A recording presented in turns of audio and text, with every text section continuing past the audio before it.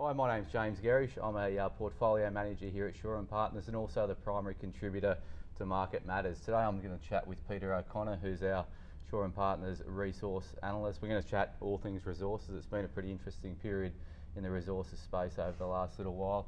I want to chat about things that are hot, things that are not so hot, and those commodities that are sort of in between. And you know, the things that when you think about things that are hot, you think iron ore at the moment. Obviously we've had a massive movement in the iron ore price. We've had some massive movement in the iron ore miners. I want to chat BHP, Rio and Fortescue. We'll start with Fortescue, your number one ranked analyst in that stock in terms of absolute returns. What's your take now? So, you know, 2018 it was sort of comfortable between that 350, 550. Come January of this year, obviously iron ore prices start to rally. We've seen an 828 high, we're back at 720. What do you make of it now? It's great to be back, James, firstly. But look, the Fortescue story didn't start on January 25, which most people think. That's when the inflection point in iron ore price occurred, and definitely there's been a big move since then. But it actually started back last March. It was that slow uptick, and it really accelerated from about September, October last year. In fact, it was the best performing stock in the resource sector for the last 3 months of last year. It was up 30% versus the market being slightly down. So it actually had a great run in the back end of last year. And that was all to do with demand side, pricing. It wasn't this surge in price we've had this year. So what they've enjoyed since 25th of January is what I think is a multi-year event. We'll see supply being tight because of the Brazilian iron ore issue, and their earnings will reflect that. So we've seen the first leg of earnings upgrades, and there's more to come. So the story for Fortescue hasn't yet run, and the pullback I expect will have volatility in both the share price and also the commodity price over the next 1, 2, 3 years. So it's more a trading opportunity now, but there's more opportunity for Fortescue from here. Okay, so in terms of Fortescue, I mean, they've put in the operational runs on the board over the last couple of years. So they've just got this tailwind in terms of the commodity price in the near term. Is that commodity price tailwind a transient factor, or are we here for, you know, is this going to be a multi-year thing? This is a multi-year story. So I think that to link back to your opening comments about what's hot and what's not, the key thematic between the two is supply and tightness in supply. And the third point you talked about, the in-betweens, that's about demand. So supply issues, whether it's coal or iron ore or manganese or alumina, that's what's been driving different stocks. And the iron ore story, which is the latest supply story, we're at the very start, we're 1 quarter in, and it's a multi-year event. Why multi-year? The dam outage in Brazil, which affected the major supplier Vale, that won't be back up and running, the mine affected for at least 3 or 4 years, based on the precedent of other incidents in that country over the last couple of years. So we've got a major supply outage in a major market which feeds into China, which is a major steel producer, which could be several years. And so the market, how elastic is the market? I mean, high prices typically bring on incentivised new production. It's fascinating that the conventional wisdom over the last few years was there's plenty of iron ore, all the majors bring it on, they can just turn it on. They can't. So Fortescue is now running flat out. BHP is about 5 million tonnes from being flat out, and then they've got a regulatory cap. Rio Tinto, whilst it has got upside, they've been talking this mantra about value versus volume. So they're actually happy to bank the higher price than try and pump more volume out. And most of the other smaller juniors, they may add a little bit, but it's not enough to bridge what at the moment it's about a 90 million tonne gap. So this supply story will need price to move high enough to incentivise people in West Africa, Chile, Iran, to bring on more supply. And that's, again, a multi-year story. So again, we're 1 quarter in a one upgrade cycle so far, and we've got a long way to run. So what are we? We're 720 or thereabouts in terms of Fortescue's price at the moment. You know, what is Fortescue worth at $90 iron ore? What's it worth at? Let me give you a great number, because this is to tell you that, like, the absolute maximum at spot commodity prices forever, which is not necessarily the right way to look at it, but $23 a share. Now, it's more the correlation of is that number going up or going down, but that gives you kind of a marker. If the price stayed this high forever, that's what it would do. It won't. So what is it actually worth? And I think the best way to think about it is 3 examples over the last year which have given us a sense or a template for what will happen. So Whitehaven Coal we'll talk about next, South32 and Alumina, they've all enjoyed supply responses in their commodity markets. Their commodity prices have stayed high, and so have the equities. And they've traded at a premium to what I call their fair value for extended periods, using those 3 templates to mark what Fortescue will trade at. Minimum, high 6s, maximum, $10.50, $11 per share. That's the trading range. I know it's quite a large range, but that's what's going to happen. It's going to be very choppy, but with quite a tight, probably 7, 8.50 range is where we're going to trade. So it's not a deep value play. It was a year ago. It's now a trading opportunity with a large income stream. The current dividend yield 1 year forward could be as much as 16% fully franked. You don't buy resource stocks for dividends, but with the backdrop I've just mapped out, for at least next year, you're going to be banking a lot of cash on the way as well. So you're there, you're trading, but you're getting some cash. Okay, so Fortescue, now Rio, obviously Rio's it's rallied about 30%. It's had a 102 high or above 102 high in the last little while. It's come back a little bit now. All the iron ore, all the mining stocks have come back in the last week or so. You know, what's your take? Are you still positive on Rio? I think you've got a buy on a 110 price target. Absolutely. So Rio, same story, other than it's not a pure iron ore play. It's almost is, because at the moment the current iron ore price is about 80% iron ore. The balance is copper and aluminium. So, but over the course of the next couple of years, it'll be more like 70% iron ore. So it's a big iron ore play. So if you're looking at the larger liquid end of the market, it's a great way to do it. And similarly, BHP. Yeah, that's a good point, BHP. But I mean, you've got the confluence of oil in there as well. So, correct. You know, from my perspective, you're going into a US election cycle. From a political standpoint, lower oil prices tend to win votes over in the US. That's the only, I guess, slight concern that I have at BHP. $37. It has been above 40, and I've got to be, you know, I've got to pay respect where it's due. We sat here a couple of years ago. BHP was in the 20s. You talked about a $40 target, through the cycle valuation. You know, I thought you were pie in the sky numbers. We're there. Now it's come back to $37. So where's the next range in terms of BHP? I think we're just in a quiet period because we had a lot of capital management for BHP and Rio. So we're post capital management. Now we're looking for what drives these companies next. It was the iron ore price kicker in the first quarter, which is why they both popped. $40 for BHP and just over 100 for Rio. From here, we need to see what's their next move.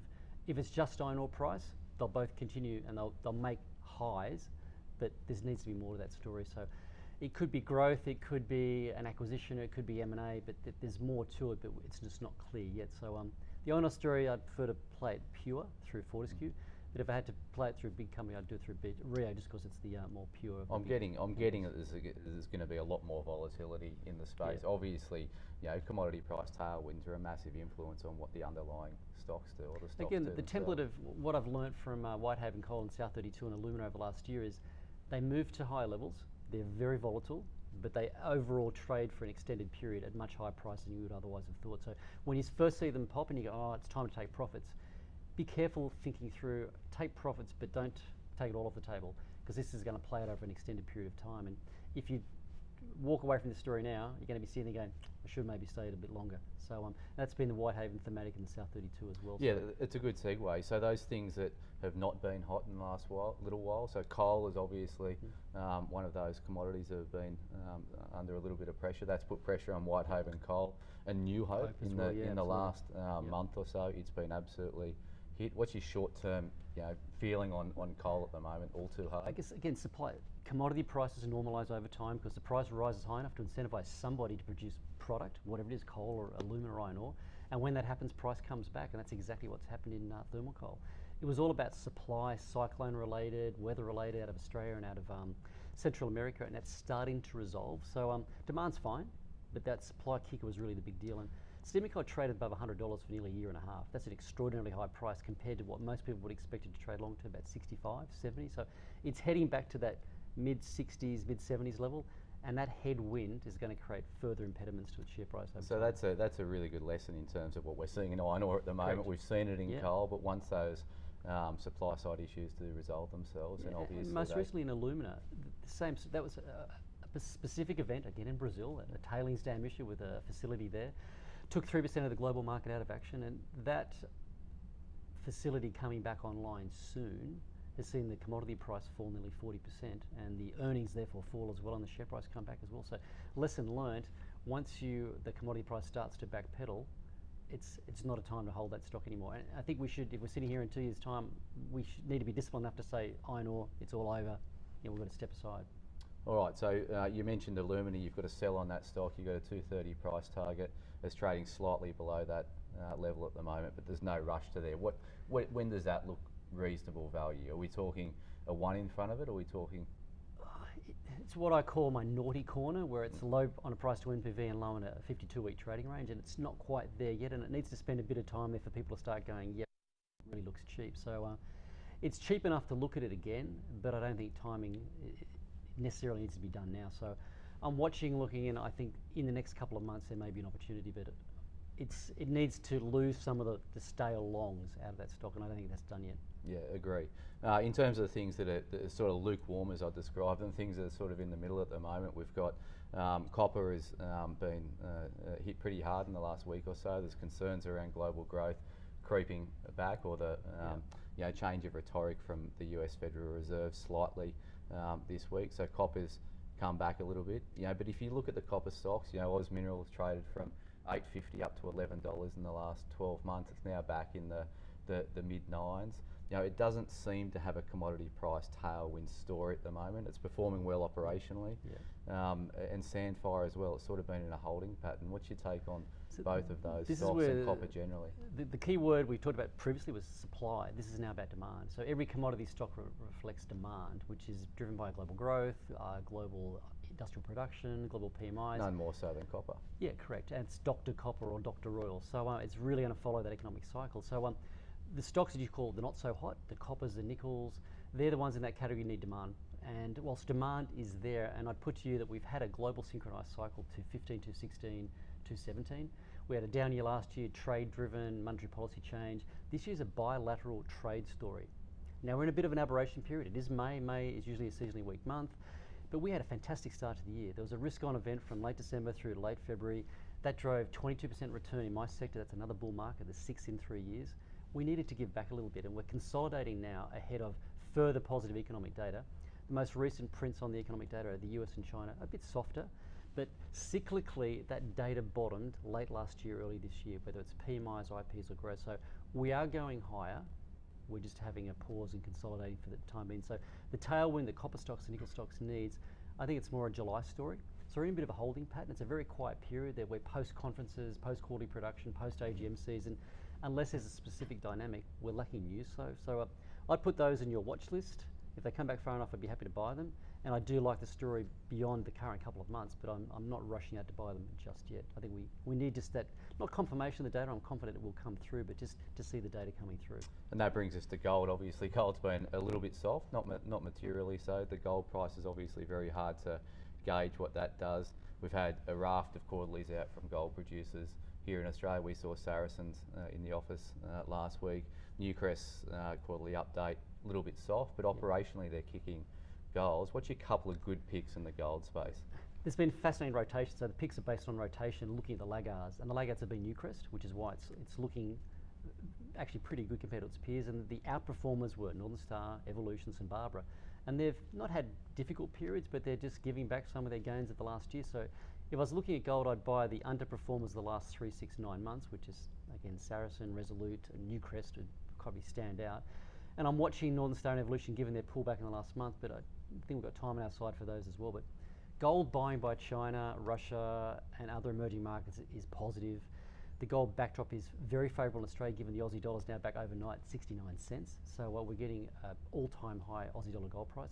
Balance sheet's good, operationally sound.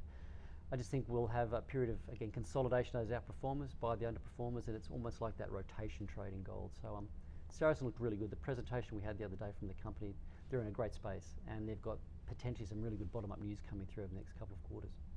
So the takeout here is that resources are going to continue to be volatile. You're going to continue to be active around your exposures, not only from an overall perspective, but within the names, internally within the individual sectors. It's not a set and forget like it was in 16, 17. You could have bought anything and they all went up. It's now you've got to be a bit more discerning. So iron ore is without question the place to be. You need to trade it though. It's not a value basis story. It's about trading and banking some really big dividends. And those not so hot sectors, I may be leaving a little bit on the table going a bit early, but I just don't need to be there anymore. And the ones you call the not so hots that are just simmering, I'm happy to look at those over the next 2 months and buy them on the back foot.